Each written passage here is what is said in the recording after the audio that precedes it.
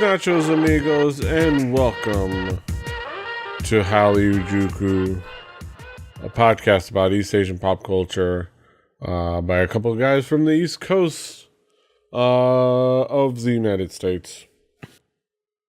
This is episode 185. Like, I'm going to say the episode number like all the other podcasts do. Like, I'm not going to say the date because there's no point in doing that. It's whenever we recorded and whenever I decide to post it. I'm Petey Rave. Your man over here on the right, stage right. In this box. Here with me is my tag team partner, my partner in crime, my right hand man. To my left hand side, stage left, your right. Brandon Cooper, aka King Kaz. How you doing, Kaz? That was a long intro. One of these days it might be longer than the Endgame movie. Yes. Fucking ever since the people on Record Breakers have called me out on saying "man with no plan," and pointing out that I in fact have lots of plans and meticulously plan a lot of things. I've had to come up with a new intro. And I can't. I don't like. I have to come up with a new thing to say every time. Kaz, how's it going? What's up? What's up? It's going well. We're gearing up for. I feel like I still feel like I just came back from a trip. I know you actually physically just came back from a trip, but I feel like I just came back from one and I'm about to go on another one. Yeah, we are about to go on another one. Yeah, so like I have all my stuff right here that I'm using to prep for my trip. I got here. We'll do a show and tell real quick. This is what's new. I dropped it on the floor.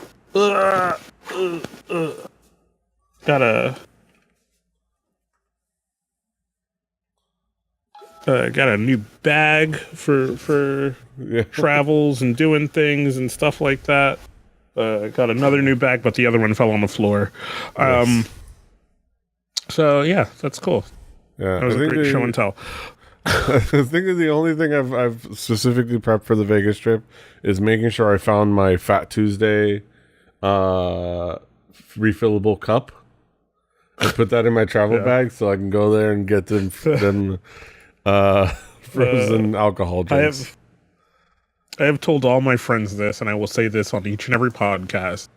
My one significant thing I want to do on this trip is practice my film making. Mm-hmm. AKA, I just want to practice being able to make vlogs and tell cohesive stories. Because I would love to come away with something that isn't just at some point everybody on whatever podcast telling a story about what happened in Vegas. I would love to have some visual to go along with that. Yeah. So like that's the key thing I want to work on. So I was like if there is a single night, a singular night that I don't start the day saying I'm not going to record today. If there is a singular night that I come back with no footage, like no footage whatsoever, and it's because I drank or something, I'm not drinking for the rest of the trip. Yeah. Like, if I drink and I can't record, I have a camera too, so I can help you get extra shots and B-roll. We can even do like sit down, hang out, DKD Welp sort of thing. Yeah. But that being said, we're here. We're not here to talk about Vegas or all those other things. We are going to talk about my most recent trip in a moment. But first, we're going to talk about what's new since we last gathered. We're talking about what's caught our attention since we last gathered. Kaz, what's new? What's caught your attention since we last hung out? So some things that caught my attention, I popped over to 1K like I do every week and just checked out some new songs. So we got one from Suran that we've heard songs from her before. I think she debuted in a group or something like that. I forget what it was. She was a long collaborator with. She often collaborated with Primary. specifically. Yeah, she's done stuff with Primary. She's done stuff with Dean and other people that we have talked about on the show before. So this is another song called "Don't Hang Up" featuring PH1. And I like it. It's not amazing, but I like the beat. I love the vocals. I wish I could actually read the words that are on the screen because they did do baked in. They did do baked in subtitles, but in good luck reading Korean. that shit. They did it in Romanized Korean, which is like a weird. It was a choice. It's not even the Romanized Korean. It's the small ass font that they chose. Oh, it's fucking like typewriter font. Also, it's all white, regardless of what the background color is. Also, like I said, it's Romanized Korean. So I think they saw a bunch of comments that said, "Please add subtitles," and they got the wrong idea. It's like, here, subtitles. Like, honey, no. Like, I ain't gonna lie. Watch the video, listen to the song, was like, all right, dope. Scroll down to the comments, and people were like, oh, they included subtitles. And I was like, no, the fuck they didn't. Went back, watched it again, was like, literally like this close to my screen, and then I was like, oh, those things? Those little things? I thought something was on my goddamn screen. Tried to clean my screen off. Fucking subtitles for ants? Yeah. I think overall it's a chill. It's a very much like, I think this is a easy to define genre.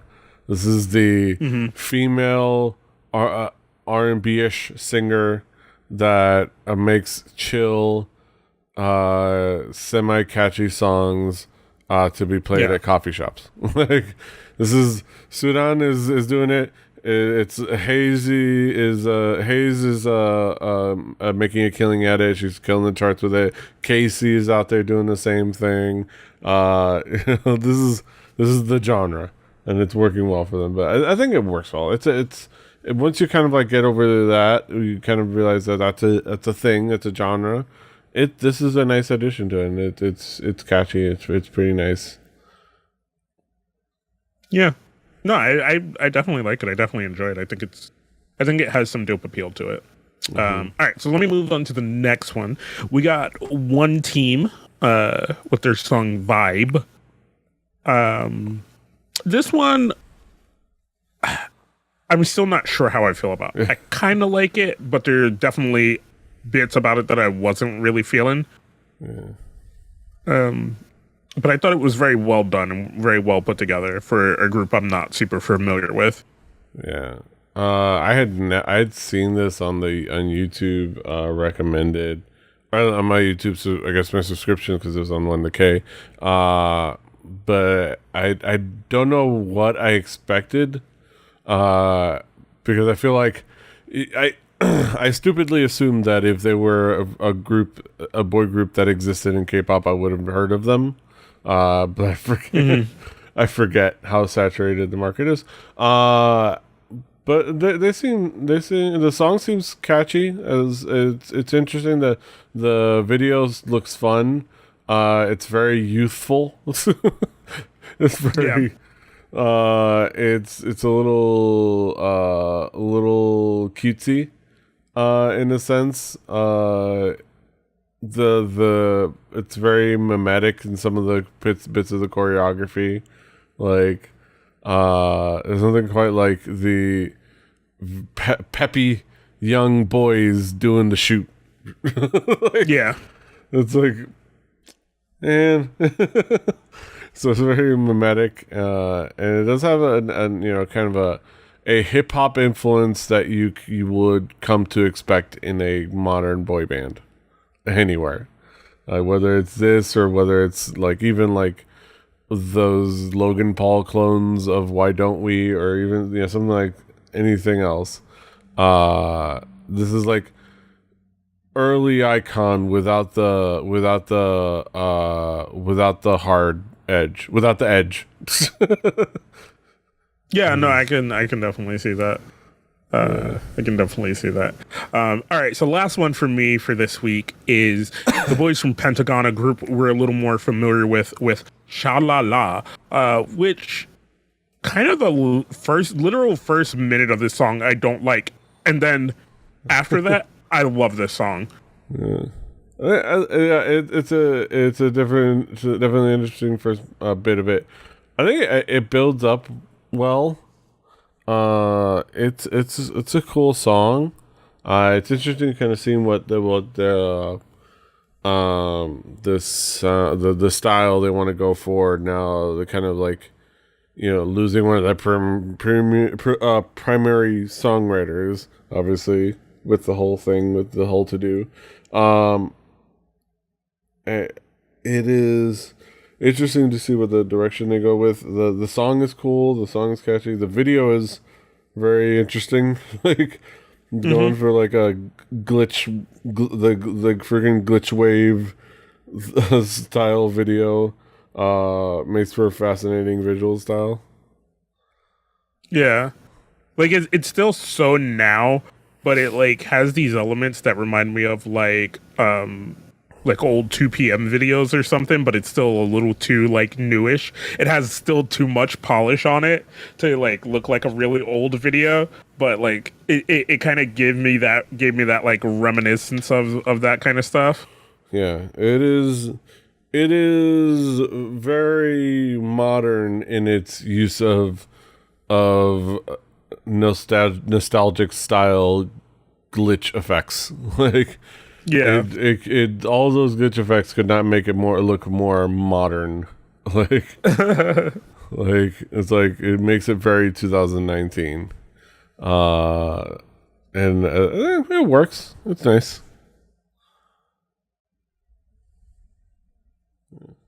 I like it. I enjoy it. I think it's worth checking out. Pentagon tends to do some pretty good stuff. There's some good boys over there. Some good boys. So definitely go check out the Pentagon. Yeah. Sha La La. Yeah. Go check them out. All right. So I have a couple of songs that caught my attention recently. One of them is Brain Smacking You, hot off the presses. Basically released today as of the recording. It's the new track from Card. They've kind of been away for a little while. They had that like a bit of a hot streak pre-debut and just after debut, and they kind of were away for a little while. We got some teasers, hopefully promising a kind of a breakaway from what was kind of like becoming a very established sound. Like they were kind of like in this loop of doing this one sound, but we got promised something new. So they come out with this new track called Bom Bom or Bom Bom, and it's interesting. Like it has a very like different energy, kind of. It's very aggressive, very kind of like high octane. It's different enough in its sound, though it definitely kind of like harkens back to what they've done before. It's not like literally tropical house stuff, but like it would fit in. They definitely kind of like focus on a lot of the visuals, and I think that everyone involved looks great.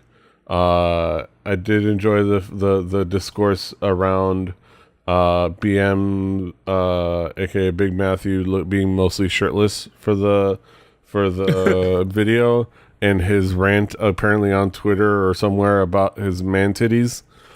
His words, not mine. His quote man titties, and how much of his man titties he was showing.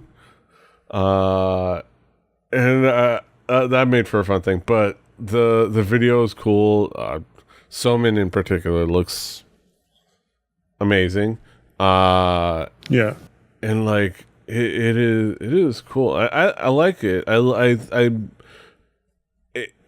think it'll grow on me. I think it works well. It's short. I would say that's my biggest like. I don't know if great. It doesn't. Like, it doesn't seem that short. Like it's what 3:25. The video is like 3:25, but like 40 minutes of that is the intro and the outro. So like it's mostly about 2 minutes and 40 seconds, the actual song. So it's a little short, but I think it works. I think it's fine and it's fun and it's fun to listen to. What do you think? No, I enjoyed it. I the first pass through, I didn't enjoy the chorus that much, but like kind of as I listened to it and let it kind of meld and like build, I'm like, all right, the chorus isn't that bad, but I would say like kind of the chorus is like the weakest part for me. I don't super enjoy the chorus, but I still think it works all together. But not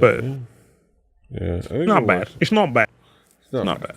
Not in my top 10. Not in my top 10. You know what I mean? But it's a nice addition to their repertoire. So looking forward to more them kind of being a little bit more active again. So moving forward, trucking on. We have another comeback by my girls, Mamamoo. I know I kind of this song. I'm gonna be the Mamamoo fanboy again.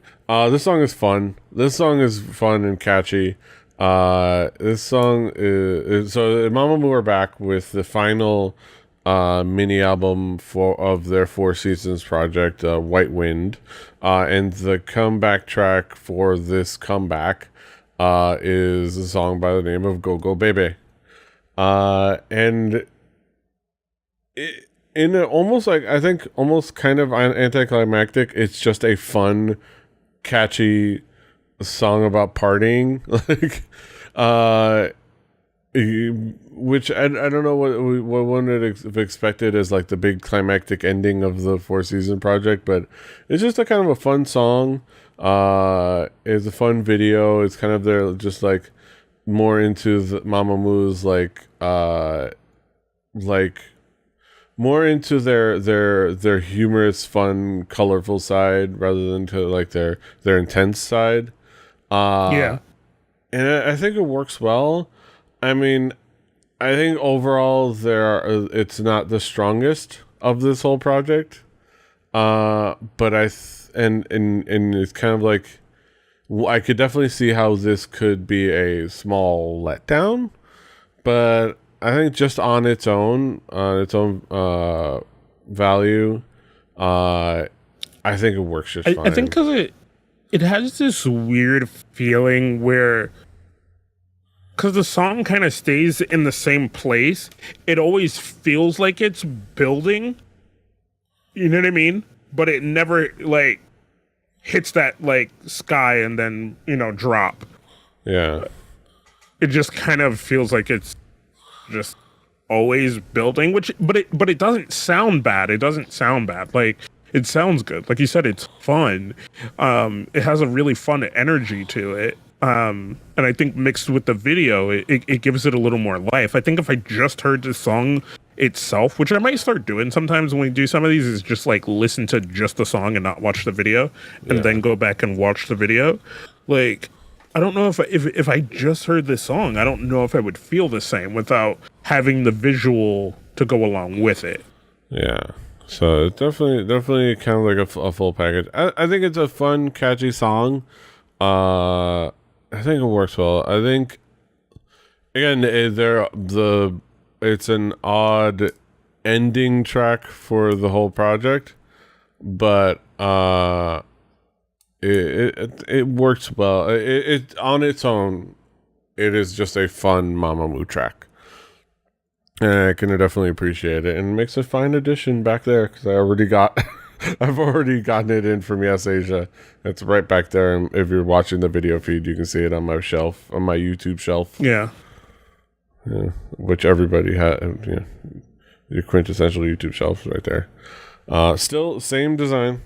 Keep that consistent Mamamoo box design, which is fantastic. Yeah, Mamamoo, I love them. Last but not least, as far as for songs, somebody that we've both been, I think, wanting to see again, Somebody who's part of our, who's part of our history as K-pop fans. Kind of a character in our K-pop story. Park Bom is back. Of course, it's released quite a couple weeks ago. But Park Bom is back with a song called Spring or Bom, which is fantastic.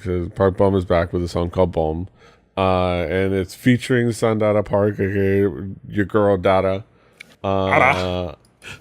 And it's nice. Like it's a Brave Brothers track. He said that it was also originally meant for 21 a while back. It just never got around to releasing it, I guess, or whatever, or Yeah, no. We know what happened.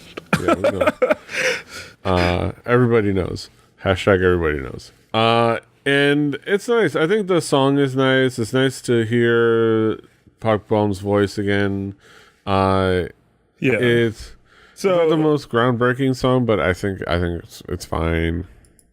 But yeah. So I'm gonna say this, right? I heard this, right?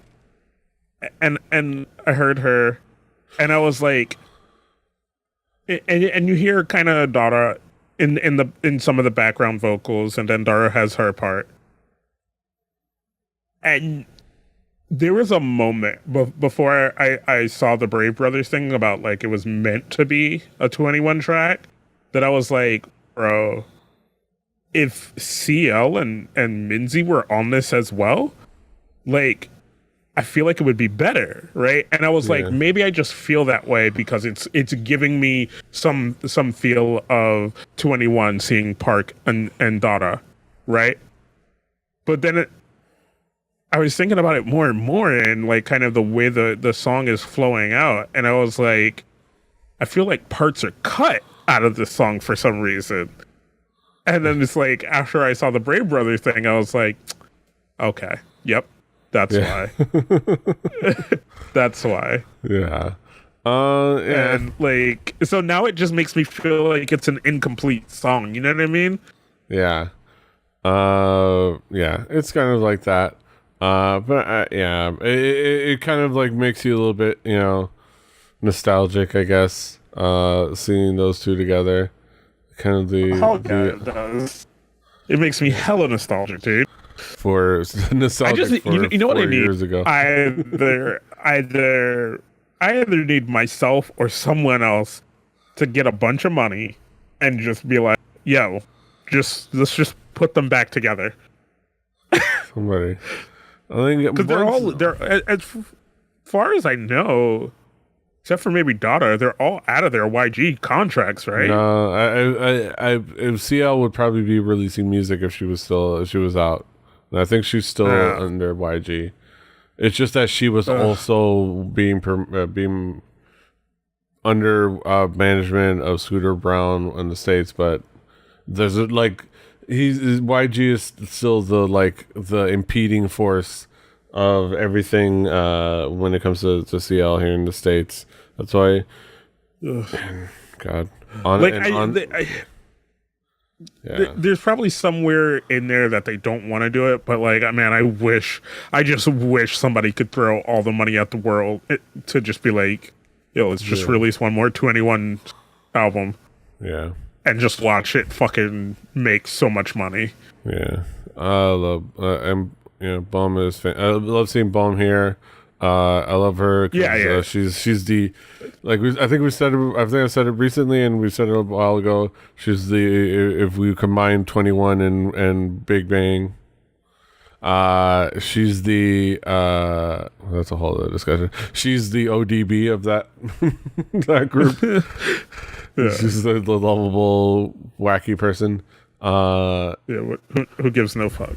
Yeah. Also, I love in this video she's giving the quintessential. There's choreography, but she's giving the quintessential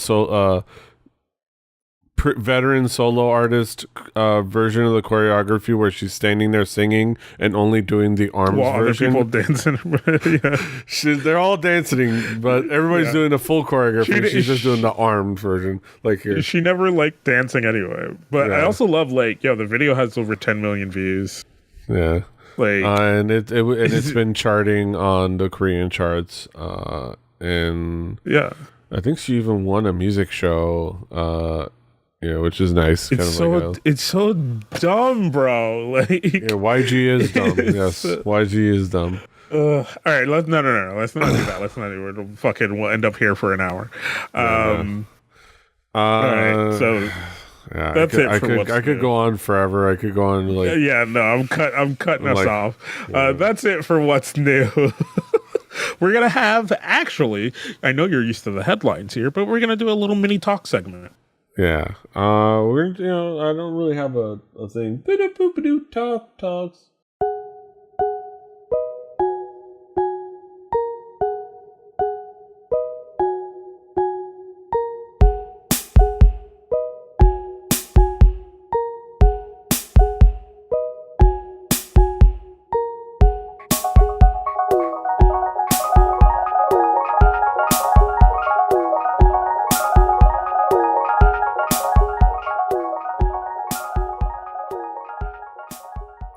Talks. Oh shit. Oh Lord. I don't have the fucking Discord wasn't ready. Or OBS wasn't ready. The fucking talks. Talks about South by. Yes. I was in South by. So you went to South by Southwest to see South by Southwest, for anyone who doesn't know at this point, is a multifaceted event. So you have South by Southwest Interactive, which is more based on talking about internet, podcasts, things like that, YouTube, all these kind of things. You have South by Southwest Music, which Petey went to, and then you have South by Southwest Film, movies, so on and so forth. Petey's been going to South by for a number of years now, and has been mostly going to see the Korean music showcase and sometimes see the Japanese music showcase as well. So what shows did you get to see this year? So we'll get to we'll end on the Korean spotlight. We'll kind of work around there. Saw a bunch of different stuff. There's been some popped in a couple of shows here and there, sometimes randomly. Got to see quite a bit of nerdcore, hip hop, showcases. Hanging out with DJ Rockman over there, Austin native, fantastic dude. Been seeing some great nerdcore stuff. Got to see Japan Night finally after so many years of Korea Spotlight or K-pop Night Out and Japan Night being on the same night. This time with Korea Spotlight moving to Wednesday, I was free to see Japan Night, and I saw some really cool bands. Chief among them, Asterism, I think is the biggest highlight. And I'm going to probably bring them on to Record Breakers in sometime in the future. Asterism is a trio of hyper talented Japanese teenagers, Japanese metalheads in their mid to late teens, playing super tight, technical, high octane, heavy metal. And their most recent album has cameos by Bootsy Collins and Buckethead. So what'd you say their name was again? Asterism, Asterism, and you'll have to put band after that because that's an actual term about something else.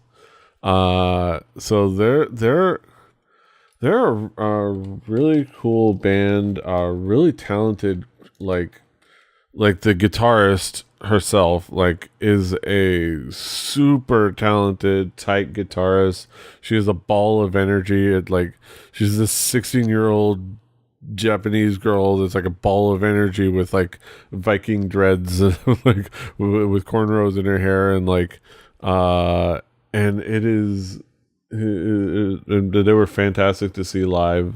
So I think everyone should check them out. I'm going to probably bring them on Record Breakers to kind of talk about them at some point in the future. So go look out for them. It was really cool. There was some other really cool bands on there, like X Girl and a couple of their like really quirky bands. Japan Night is fun because Japan Night really is like the weird indie showcase of like what the independent Japanese music scene is about.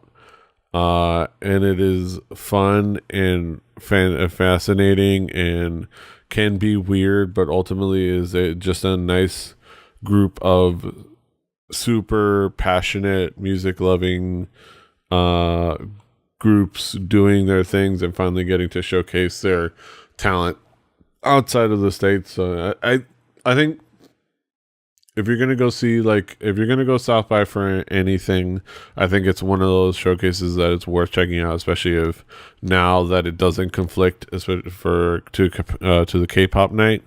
It's definitely worth checking out. Okay. But yeah, but on to the Korea spotlight.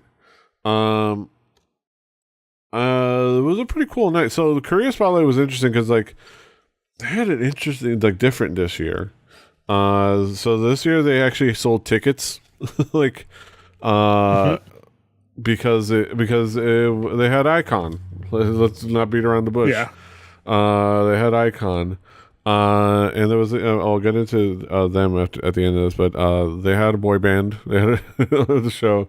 So there was on top of what was already a ballooning and booming event, and kind of a weird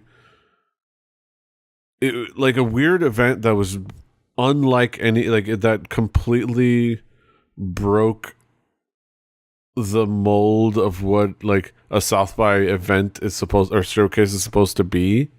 Like, it was always that was the Korea's like behaved like no other event at South by, and they were never quite able to figure out how to deal with it because like the infrastructure of South by just doesn't fit for it. And it was always growing, and it even outgrew the venue. Like Belmont, so they moved the show from the Belmont, which was on 6th Street, down a couple blocks to ACL Live at the Moody Theater, which is much bigger venue, much higher capacity, a bigger spacious, floor in front of the stage, but and also balcony seating and mezzanine seating. So much higher capacity, much more room to breathe. I was able to go to the bathroom during the show, which I was not able to do last year. So I think that was a good idea. And then they sold tickets, and it was interesting. So I had a wristband. So all right. Let's just hard comparison last year to this year, with the different venue and stuff like that. Did it feel like a bigger event? I think it felt slightly bigger, but it felt like a more controlled event. It didn't feel like as much of a clusterfuck, as far as like how the infrastructure worked. The venue, I think, just allowed everything to breathe, I think, more than anything. And the stage was nice for the performances. I think the Belmont is a fantastic venue for something that isn't K-pop Night Out or Korea Showcase, because the outdoor stage is really nice, and I think I would love to see other showcases there. But yeah, the ACL Live was a much better idea for it. It felt like the event could breathe, I think, more than anything. Okay. But yeah, I'll talk on some of the highlights. Like the groups were really nice. So the lineups, they have some really cool things, like there were like iKon fans that were handing out little pieces of swag. Like there was like a little group of like people that was in charge. I don't know if they were event staff or like South by, but like it almost seemed like volunteer like fan club people that were like handing out swag, but also like giving people numbers for like if you had a wristband or a badge, so that you would actually be able to like leave the line and come back. So like, oh, okay. It was less of that craziness, and people had tickets on top of that. So actually, like the weirdest thing about before the show was that, like when we were approaching, like let's say 5 o'clock, 6 o'clock, there didn't really seem to be that much of a line. Like it was like it didn't seem like there was as much of a line as we remembered from the previous year, and we figured it was like the people we were hanging out with. We figured it was like. Yeah, because they have tickets. A lot of the people, wristband and badge people, had their assigned numbers and everything. Like even for me, I was able to go to an entire other showcase to check out a couple of groups and get some free fajitas. Get something out of the ATM and then come back to the showcase. So it was an interesting kind of feeling. Like it was like. Oh, people were just kind of like able to like come in later, which is a fascinating part of it. But yeah, and then getting into the actual show, it was fun. There was the artists were really great. It started with Jambinai.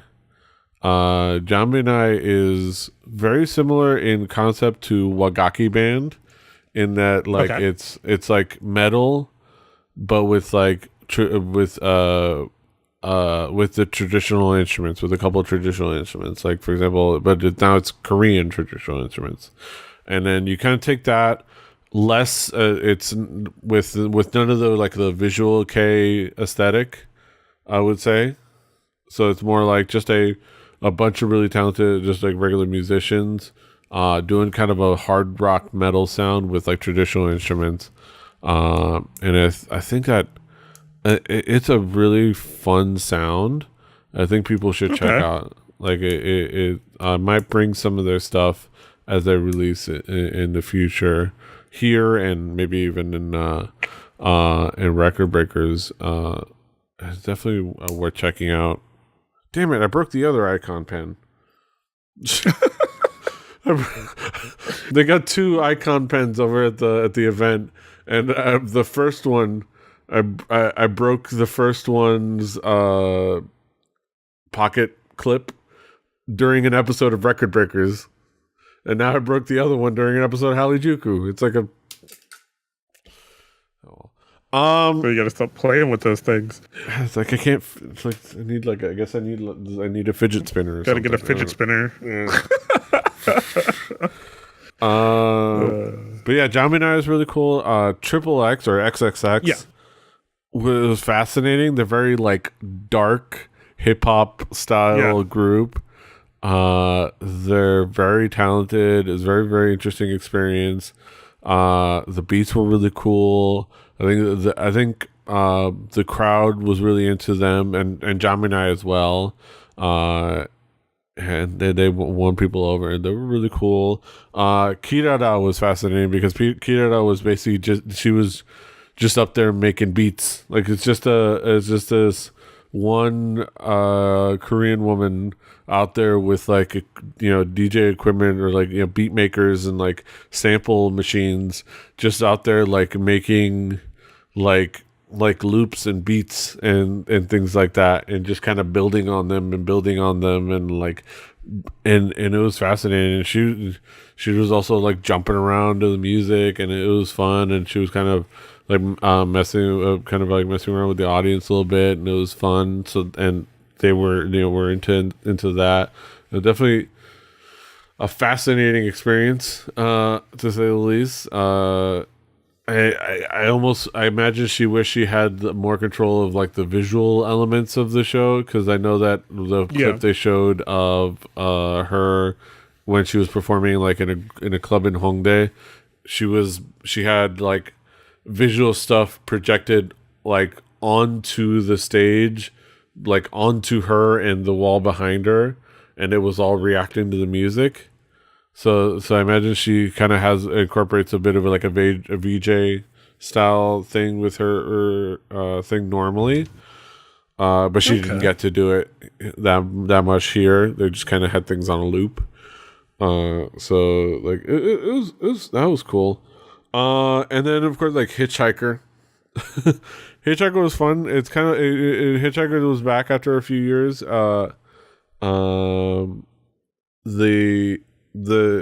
He once again basically did what he did when he was when he was there a few years ago. I think it was the year that it was with Crayon Pop.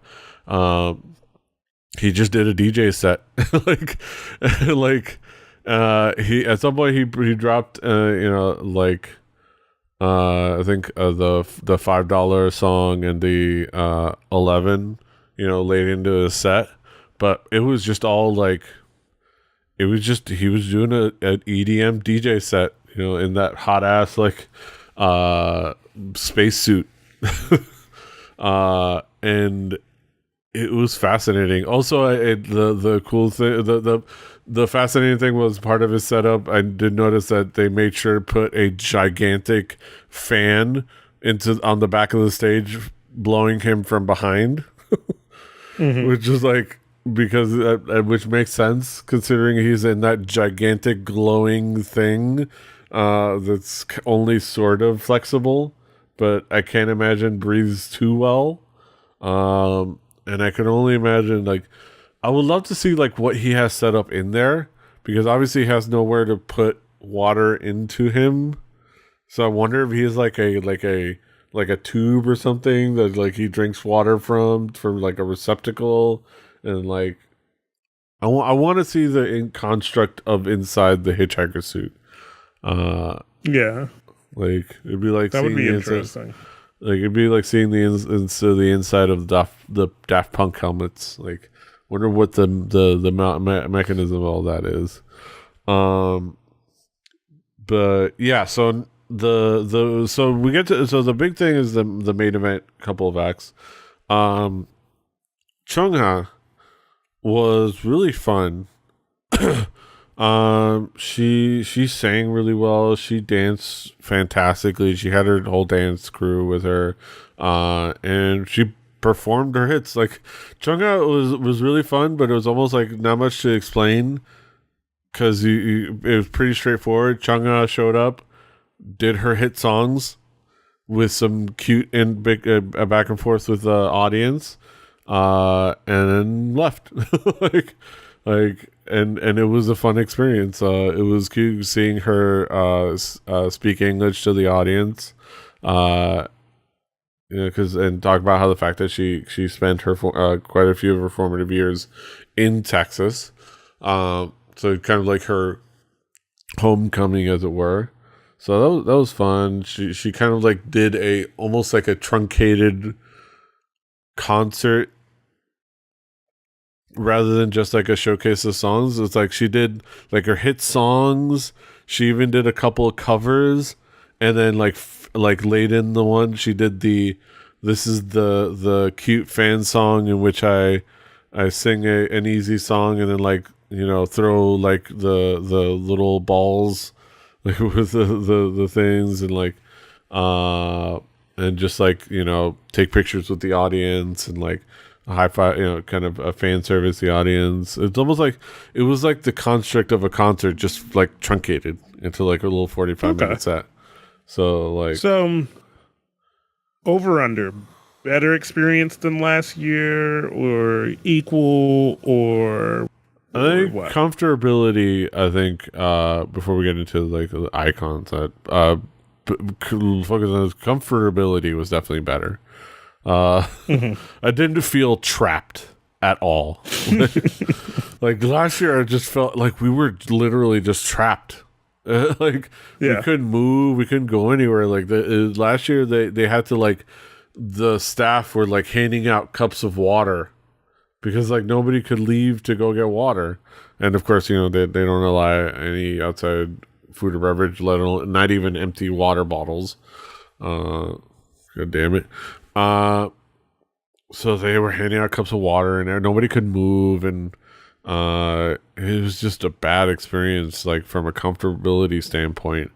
But this time, like you could move, like you can, I could stretch my arms. I didn't because it would still like I would bump into other people still, and it would be kind of a dick move. But I didn't feel like I was like trapped in a sea of people, and like it was a lot better experience as far as like that. I will say it was definitely the big difference is a lot more high pitched screeching this year, which of course for obvious reasons, which is the main event of the evening, which is iKon. We both kind of have like an up and down. I think we both do have like an up and down. We've kind of had our ups and downs with iKon. Like they haven't always been our favorite group, and I think and at least for me, they haven't always had like they've been very hit or miss, especially a lot more miss early in their career, but with some hits or like at least hits for us more recently. I think I don't know.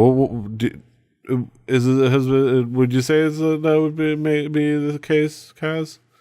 Yeah, it could be. Like they've grown on me a bit, but it's definitely like it's taken time. Yeah, I think they've grown on me. It's grown on us a little bit, like especially lately. I think with their last few like songs, it's been a lot better. But like, I've always been the biggest fans. But like, they have some good songs, and I was definitely like curious as like how I would feel about their performance. It was a fun night. It was a fun performance from them. They for as much as like we've had our hits and misses with like the actual like songs or whatever, they are very well versed performers. They on the stage, and I think even I can experience it even more. Or like it was definitely even more interesting experiencing it like in person. But they very much know how to command a stage. Like they have a very good energy. They definitely know how to feel like how to make you feel like they're having fun on stage. They're very good. They're very good about being tight with the choreography, but they know when to like. They know how to feel like they're present, in a sense. Like they're not just up there doing their own thing and you're watching them. Like they're performing for you. Like they may be doing their tight choreography, but they're still performing for you, and they're still feeding off the energy of the crowd. They were interacting with the crowd a lot in genuine ways. And I think at least what felt very genuine ways. Bobby was in particular very kind of like high energy, and it was fantastic. I think overall it was a fun experience. I think iKon definitely are very good. I think for all the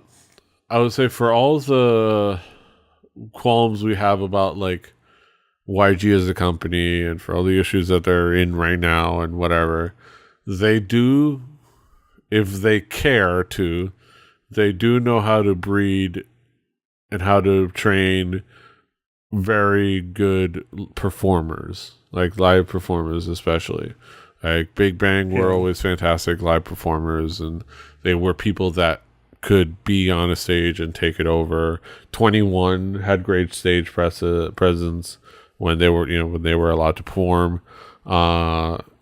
Winner, I imagine. I don't think I've seen them, but they seem like they're a pretty talented group. Blackpink is that's all the thing. But iKon kind of continues that trend. I think it works really well. Yeah. That was South by. All right. So better experience overall. Hopefully it continues to grow and they are able to do more. Definitely love getting to hear about all the indie acts, because it kind of tends to open up our musicality here on the show a little bit more. Yeah. So keep it up. Keep it up, South by. Also, big shout out to all the iconics that were there that were actually assuaged my fears and actually gave love to all the opening acts. So They did a good job. Yeah, good representation of the fandom by being inclusive of all the fandom. It's always good. All right, so news time. Yeah.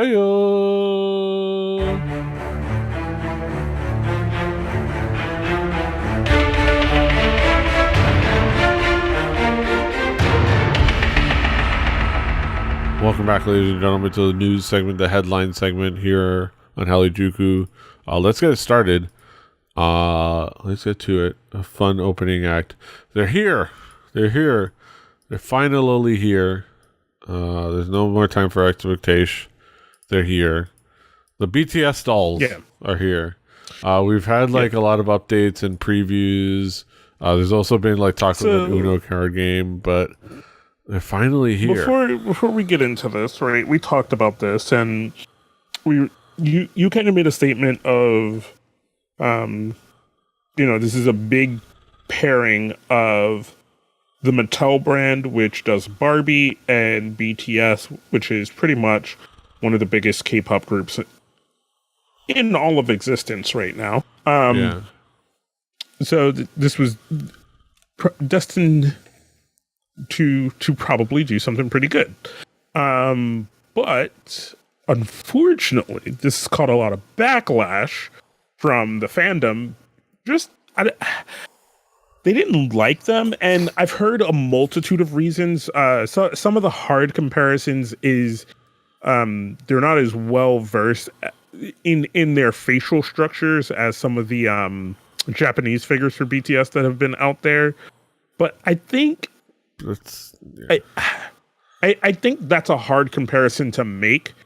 You're at that point comparing two different product types. It's okay, they make okay, they're gonna make a Saturday morning cartoon, and you complain that it's not an oil painting detailed rotoscoped or CGI animation. It's a Saturday morning cartoon. It's supposed to be these are Ken dolls. These are basically, they're called fashion dolls, but these are Ken dolls. But instead of Ken, it's Jin and Jimin and Jungkook and Namjoon and V and your boy J-Hope and Chungha. It's them. And I think they look fine. I think they look like Ken dolls. I think the ideas of their facial, they got some really good details in their facial expressions within the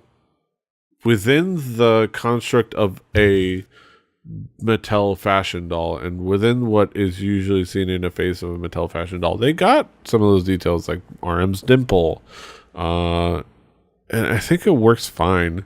It's a very minimalistic representation of the person, right?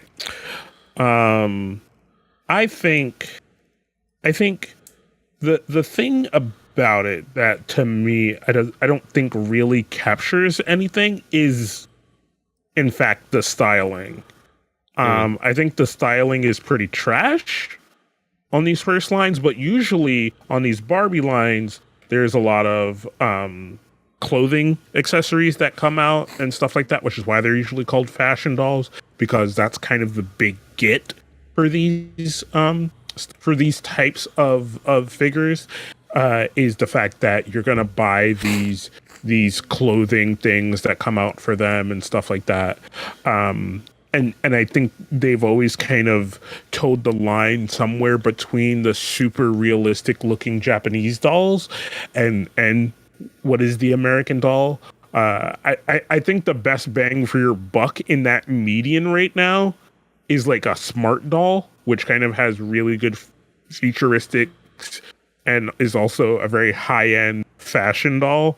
But I think Mattel has always done relatively well. So I think on the accessory line, that's where you're going to want to see what they decide to do with these things and how they decide to market them. I can tell you the place that I work, the sad dying industry that I work in, is making a big push into K-pop as something to bolster and keep people in stores. And they're starting to it's starting with like just an end cap, but it's something that's growing and something that they're looking at as an emerging market, even though it's kind of late because it's already a blossomed market. Yeah. But it's something that's going to continue to grow. And I think things like these are a great step in that direction. But at the same time, the one thing I really want to address with this is the complaint of the what's the word I'm looking for, is the complaint of just the dolls themselves that people have been bringing up. And mostly the people who are complaining about how unlike BTS they look. There are the Japanese versions of the BTS dolls you can go buy. Yeah. You can get them. Might be a little bit harder than what it would be to buy a Barbie at Target or Walmart or anywhere else that would probably sell these things, or Amazon. But you can get them. And it's just two different products of two different archetypes. It's two different art styles. Yeah. So you can't compare it on that factor. Could they have done slightly better? Yes. I think the biggest complaint, if any, is the hair. I think the hair is. Yeah, I was gonna say like that was shit. Yeah, I think that's the biggest gripe that I think is legit. I think the hair just doesn't quite do it right. I think there was something just like they look a little bit silly. I think the hairdos. I think that's something they could have put a little, and that's also a thing. Like the fashion, like you said, those accessories you can fix the fashion. There's not much you can do about the hair. You can try to restyle it, but like it's there. It's fibers kind of like in the head. Like you can't really do much about it. Bro, there are people on YouTube, and I think I would love to see if one of them does this. There are these people on YouTube who buy these dolls and then restyle them like totally from the ground up. They'll like take them apart, pull all the hair out, install new hair and stuff like that, and like do all kind of crazy shit and modifications to these dolls. There's a whole like weird side of YouTube for like modification of toys of all sorts. It's really interesting. So I would love to see if somebody does something with these when these like come to market. But yeah, so I think this is another Hallyujuku echo to the community to just calm down a little bit. Calm down. Calm down. It's okay. Calm down. We got you. Yeah, we got you. All right. Yeah, but moving on. Moving on to the next big headline.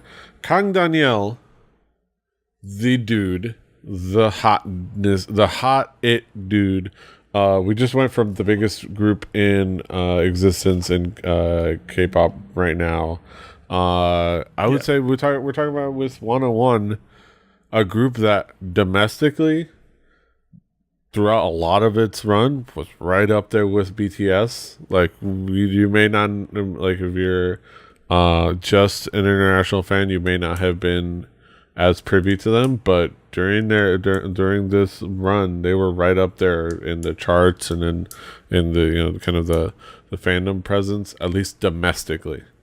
It's one of those fascinating things we're talking about domestic, like what is popular domestically over what we're aware of internationally away from Korea. But like I bet motherfuckers don't know nothing about MC the Max. Really you shouldn't. It's kind of boring music, but it's what's popular in Korea. Man, Koreans do like themselves some boring ass music. You gotta de-stress. But yeah, Kang Daniel, who wants out of his contract? He's sitting out. He wants out. He was trying to file suit with LM Entertainment. There's a lot of back and forth claims of him and his lawyer reiterating that yes, they're trying to terminate the contract, and then the entertainment is like, no, we're just discussing the contract, and there's a lot of back and forth. There's a lot of disputes by both sides, and it's hard to know exactly who's right or who's wrong. A lot of it comes down to LM Entertainment kind of like selling Kang Daniel's likeness without his consent, and things like that. Yeah. And there's issues like that. LM Entertainment kind of like rebutting those actions or those claims. The hard part is it's hard to know who's saying the truth and who's not. Somebody's lying. It's hard to side with the company that recently tried to file the trademark for one of their artists' legal name. like they're actually like their company tried to trademark Yoon Ji Sung's name. His name. It's like if your company, the place you work at decided, hey, we're gonna trademark Brandon Cooper. like granted, you probably don't care that much because you could just be King Kaz, but still. Well, it's weird. No, it would still make things hard, right? Because unless I then went and legally changed my name to King Kaz, even as King Kaz the performer, if anybody wanted to pay me to be King Kaz, they still would have to then pay Brandon Cooper, right? Yes. And then if a company has like the end trademark on that, they'd be like, well, we get a profit of anything Brandon Cooper makes, even as King Kaz. Like there's weird things about that kind of shit. You know what I mean? So yeah, it is a fascinating kind of like thing that's happening here with all this. Just kind of putting that into context, the fact that this company. So I don't know. What are your impressions on what's going on with just idea? This is just the bad side of the K-pop industry, right? Is when you get into these kind of disputes and then this kind of stuff comes to light. You know what I mean? This is the side you don't like to see. This is the side you don't like hearing about. Like, I don't like hearing about this side of K-pop.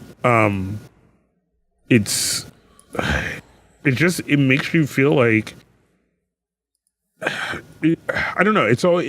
I reiterate the same things over and over again. It makes me almost want to no longer support this thing that I like. You know what I mean? Because of these kind of things. But I want to kind of continue to see these people thrive and make better of these situations. And some things you have to go through these fights for those people to then get somewhere where they can do that kind of stuff. You know what I mean? Like Jay Park or anyone else who has had to kind of... And it's sad that, in a sense, they have to go through the system to then make it to the other side, you know? Yeah. So...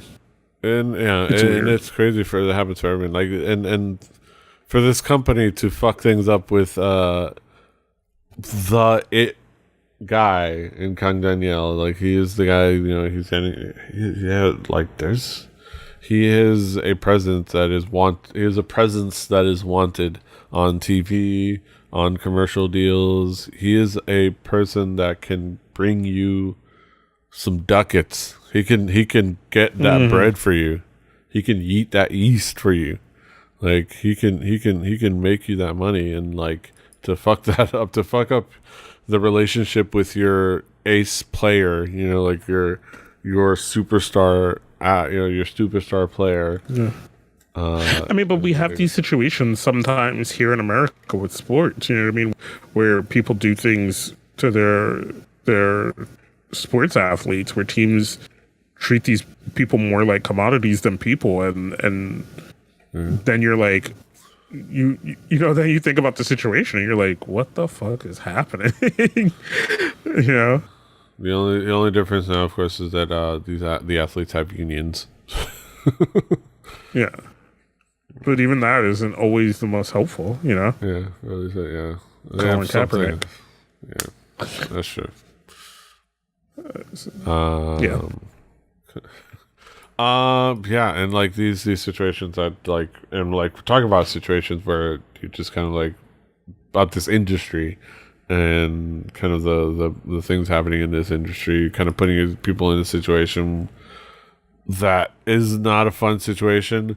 We haven't been talking about the big stuff that's happening, and I think eventually we might do a, if we manage to kind of like get ourselves to in a place where we've unpacked a lot enough of it where we can talk about it. We'll talk about the whole burning Wonka thing, but it's such a big daunting thing that we're not talking about it. But the side thing that's been kind of being brought up as a consequence, more and more discussions about assault and things like that, has been the old case of Jang Jae-yeon. She who passed away in 2009. In content warning, we are going to mention we're going to discuss things pertaining to suicide, so just a heads up. But Jang Jae-yeon kind of passed away in an apparent suicide back in 2009. Kind of left behind a list of like powerful figures in business and media industry that she had been forced to entertain sexually. She kind of like of course we're talking about this article on Soompi.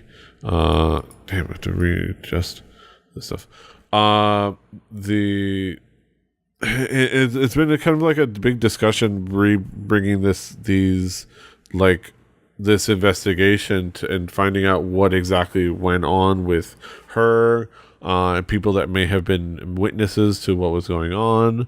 And one of the big champions of this investigation is a friend of hers named Yoon Ji Oh, an actor who has been kind of like out there talking about this and like been championing like people to like come forward. And she spent like 10 years giving testimony to police prosecutors. It says right here, Yoon Ji Oh has spent 10 years giving testimony to police prosecutors about Jang Jae-yeon's case, and she recently has been conducting interviews with the press, talking publicly via social media, and urging other witnesses to come forward. She points out that the Jang Jae-yeon did not have an autopsy and clarified that the final letter left by Jang Jae-yeon, she believes, in her words, that it is not a suicide note, rather than simply a document. And she's been kind of putting on social media, like this is crazy. Well, this is fascinating because like she posted on her Instagram about posted a certificate of her medical records, basically proving that she's been examined as far as her mental health, that she's okay. Like basically like saying she's not depressed or suicidal or anything like that. Basically saying like, yo, I've been looked over. I've been interviewed for hours. I've been I've discussed it with mental health professionals of the top type. I'm accompanied by security guards by 24 hours. Like basically saying like, and it's been done before in other places where like journalists have made a point of pointing out like, hey, yo, it's a simple thing. It's like, hey, if I die, it wasn't suicide. Like whatever happens, whatever it looks like, if I die, it won't be suicide. I won't be suicide. I do not plan to kill myself. So to kind of like prematurely kind of cut things off at the head, because it's such an easy, she'd pointed out that several people attached to this case have died of apparent suicides, supposedly, but in the same way with no suicide note. Two people, an investigator passed away in which he drowned at a fishing spot, which allegedly water that didn't even come to their chest. So like basically calling into question very suspicious things, kind of like alleging some foul play here and there, and it's fascinating because it very much harkens back to what I've seen. There's a very specific case which I keep forgetting, but of a specifically a journalist, or no, a media personality, a female media personality who had basically done this exact same. It's like, hey, if I die, it wasn't suicide, and then not too long afterwards, she died in an apparent suicide. Like, and it's one of those things where it's like you forget how deep these things go and how deep people in power like are putting things, and like even touching this is kind of like a all right, we kind of talk about this heavy thing. What are your impressions on like just this? I mean, it's so we're kind of somewhere in the same realm here in America with our entertainment industry right now. Yeah. But I think it's a place where somehow we are a little more progressive. You know what I mean? Where people, the situation makes you feel like you can't speak out against it, but when you do, you realize you can. Yeah. Right? And the thing is, you're going to have people on your side. You're going to have people who aren't on your side. But I think in other cultures, and I think Korea is still one of them, they still tend to struggle with these things.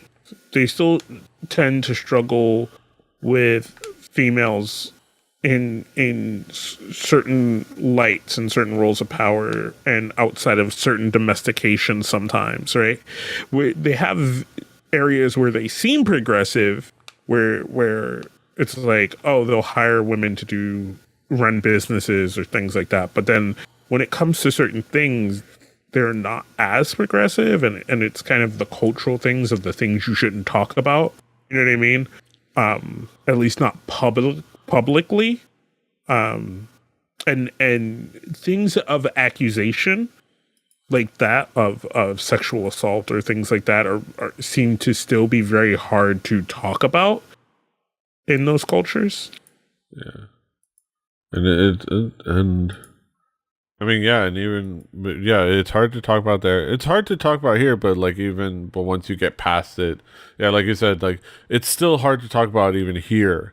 But once you're able to like break that first step, you can usually find some support. And even I would say, even in Korea, they've been able to at least find some support. It's in some muddied waters, but it's still a growing thing, and it's still a developing thing. This whole, like, especially lately, this whole they've been having their own Me Too movement as a follow up to the big movement here in the States. So there's been some progress, but yeah, it's still be like that sometimes. Like it really do be like that sometimes.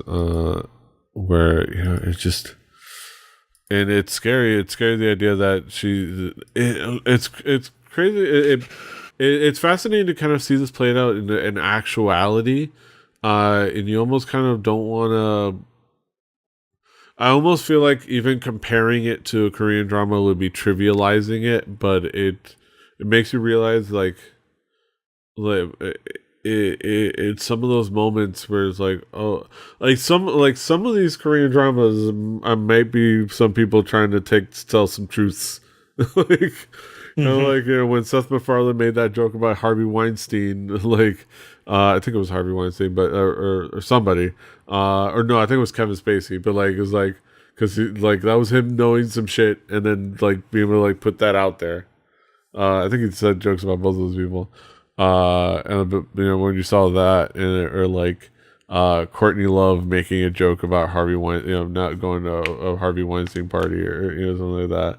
So it almost feels like maybe the Korean dramas are like saying, "Yo, we're like the best place to take things is in any kind of thing is from life. You know what I mean? Like entertainment is generally usually an outlet for people. So yeah, it's definitely hard, man. It's a hard situation and it's especially a hard situation to want to be the champion of it, right? Of any of these kind of situations. So for her kind of being the champion of that situation is rough. Because she draws the biggest ire, because like you said, she spent a lot of time she spent a lot of time speaking out against these things and speaking to these allegations and doing all this stuff, and it is a situation where her life is definitely in danger because of the situation. So it's hard. Yeah, and it's just ugh.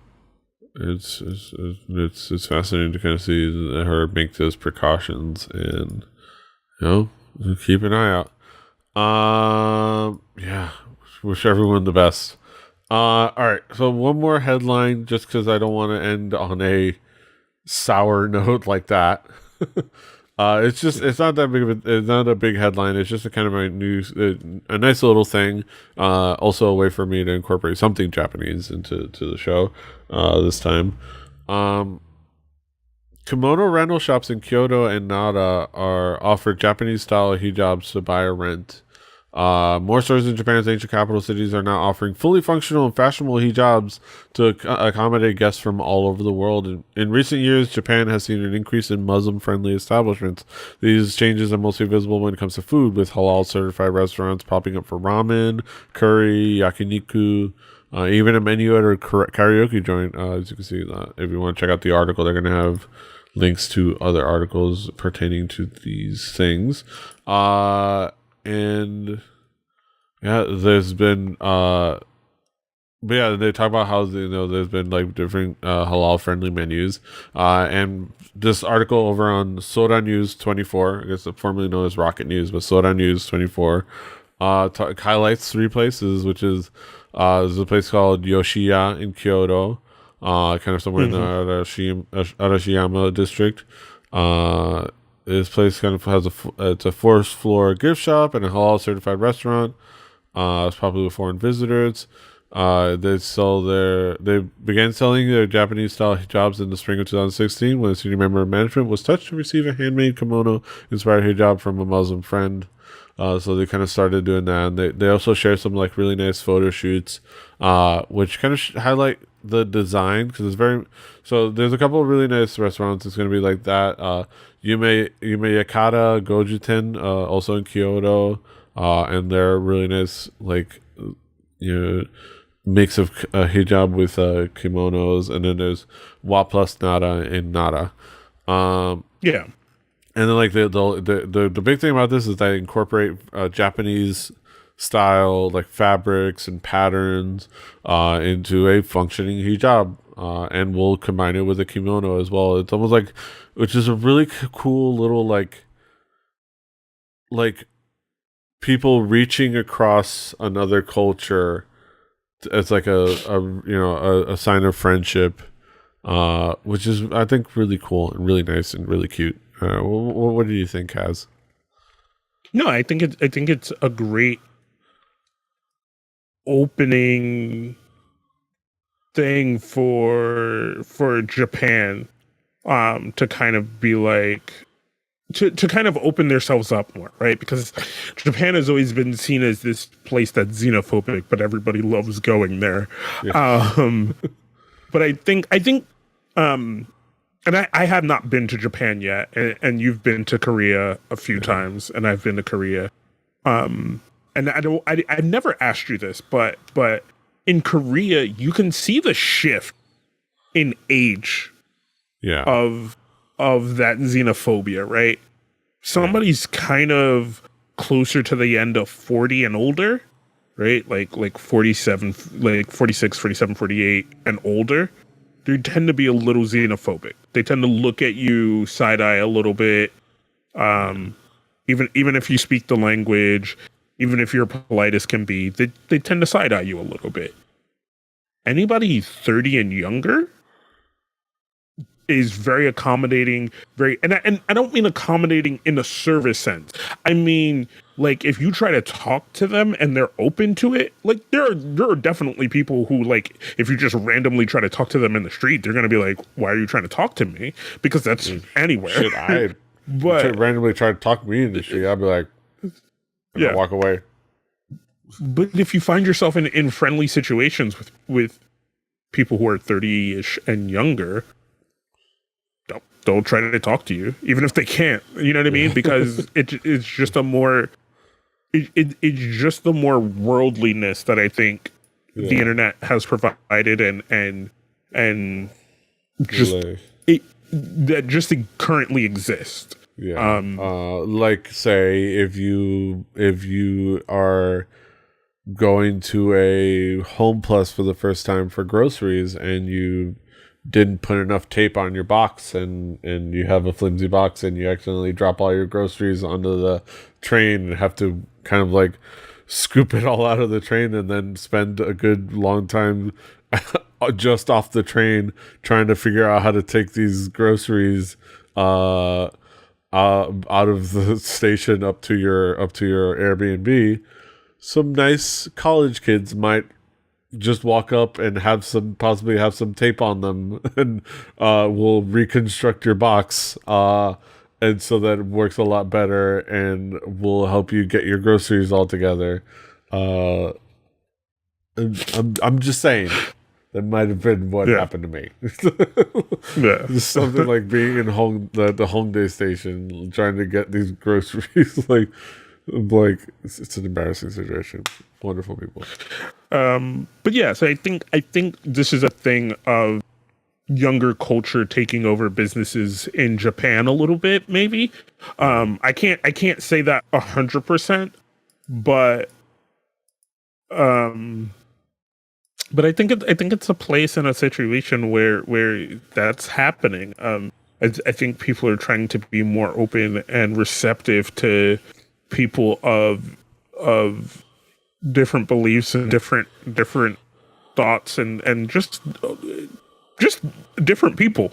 They're trying to be more open to different people, and you want to be accommodating to people. You know what I mean? Like, even if you don't necessarily agree with what their belief or ideal or whatever it is, you still want to be accommodating to them. You still want to make them feel comfortable. You still want to make them feel at home, in a sense, even when they're visiting.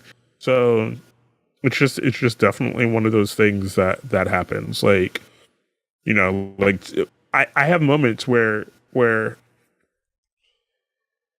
like I'll see a tourist and I try to be as helpful as I can when they're trying to get somewhere. I may not even know how to get to that place in my city, but I'm like, all right, I know if you get on this thing and you go that way, I know it gets you close to there. I've never actually been there, but like, hopefully somebody else closer to there will be as helpful as I am so that they can help you. You know what I mean? And it's just one of those things. You just want to, I don't know. You just want to be good to people so that they can have the best experience they can, I think.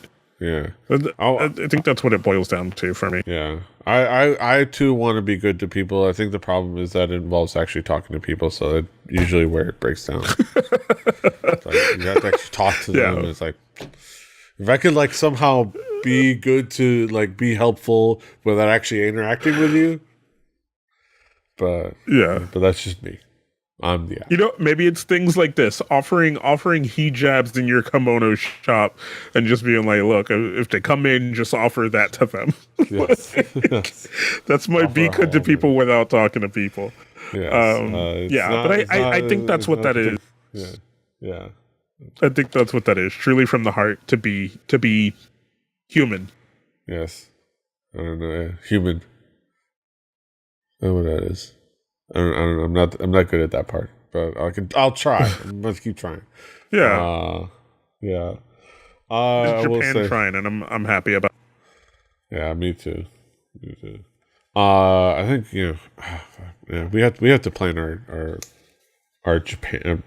I definitely. I got to get a job that I can afford to plan a fucking Japan trip for. Yeah, that's the plan right now. Okay. I've got I still haven't re-edited my resume, but I'm working on that. Yeah. We'll see. Maybe in a couple years or more. But that being said, on that note, we end another fantastic episode of Hallyujuku. Kaz, what's going on? What's going on in your world? What do you want to tell people? Right now is March Madness. I haven't checked my bracket today, so probably every team I picked is lost, and I'm probably at 0 points in my bracket. But if you would like to hear about the bracket that I have going and more, check out Sports Odds and Ends, the show for the fly-by-night sports fan, where we talk about everything from ball sports to esports. I'm always trying to get more esports talk in there. I'll probably try to bring up the first stage of the Overwatch League. Mostly any talk I have about the Overwatch League is usually bad at the moment, but I'm trying to be more positive about it. I think it's actually starting to grow. I think they're actually starting to get somewhere. I just wish they would make their game fun to actually watch. But you know, that's a whole other issue. Yeah, baby steps. Yes. But yeah, check out sportsoddsands.com.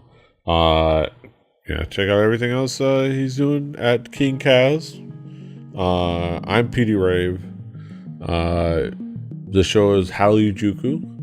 Hallyujuku.com or kpoppodcast.com. Rebelli.net for this and other shows. Well, didn't I tell you? Don't you know? Rebelli TV on YouTube and other places, maybe eventually. Yeah, you can find us anywhere you find podcasts: iTunes, Stitcher, other places, on YouTube as well. Check out the website for the show notes for all the links to all the articles and videos and whatnot. Give it to me straight, Doctor. Give us your thoughts on all the music picks. Let us know what's caught your attention. Hey, there's some good feedback for us. Let us know what's caught your attention in the last couple of weeks in K-pop or J-pop or anything East Asian. Let us know. But yeah, until next time, hasta los huevos.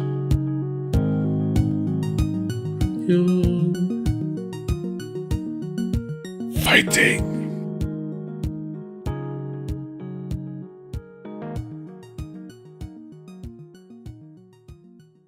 Diamond Club hopes you have enjoyed this program.